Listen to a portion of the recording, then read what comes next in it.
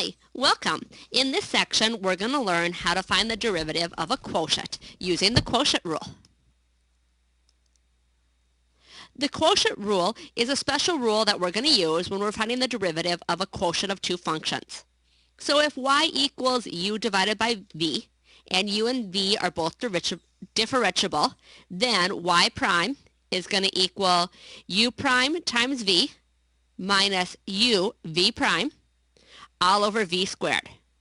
Verbally, you might hear this as the derivative of the top times the bottom minus the top times the derivative of the bottom, all divided by the bottom squared.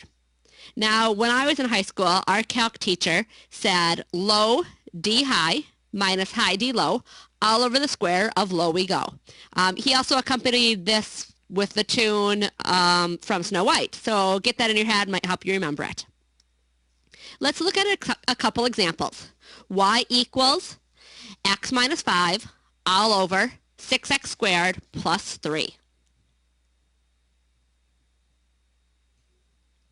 Once again, to find our derivative, we're going to take low d high. So we're going to start with our bottom, 6x squared plus 3. So the low times the derivative of the high, or the upper. The derivative of 8x minus 5 is just 8. Minus high, so the top, 8x minus 5. D low, the derivative of the bottom. The derivative of 6x squared plus 3, or 12x. Then the bottom is the original bottom, 6x squared plus 3, all squared. Now we can simplify this down a bit. I'm going to do the distributing. So multiplying that 8 through, we'd have 48x squared plus 24 minus 96x squared plus 60x.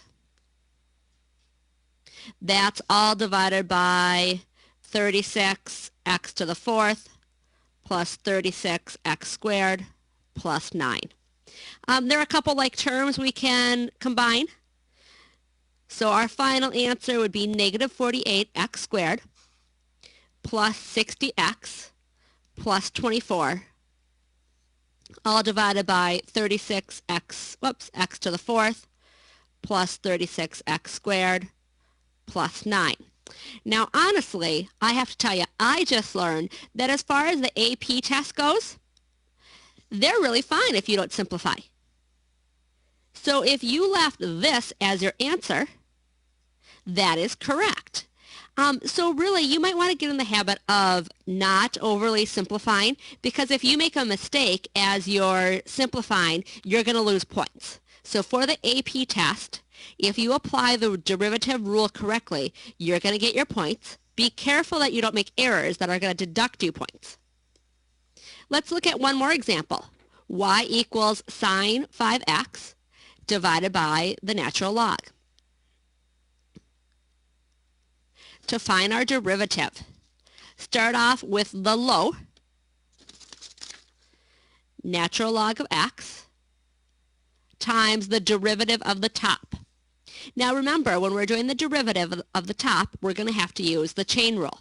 So I'm going to have 5 times the derivative of sine is cosine 5x. The chain rule gave me the 5 was the derivative of the inside. Minus high, or sine 5x, d low, the derivative of the bottom, 1 over x. This is all divided by the square of the bottom, natural log squared of x. Okay, so honestly, you look at this and this looks really messy, and I completely say, I surely don't want to simplify that down. So my advice to you, again, is don't. Apply the rules correctly. When you're preparing for the AP test, show your work, but don't go further than the problem asks you to. So read the directions. If they ask you to simplify, great. Otherwise, make sure that you leave it like this and get your points on the AP test. Good luck.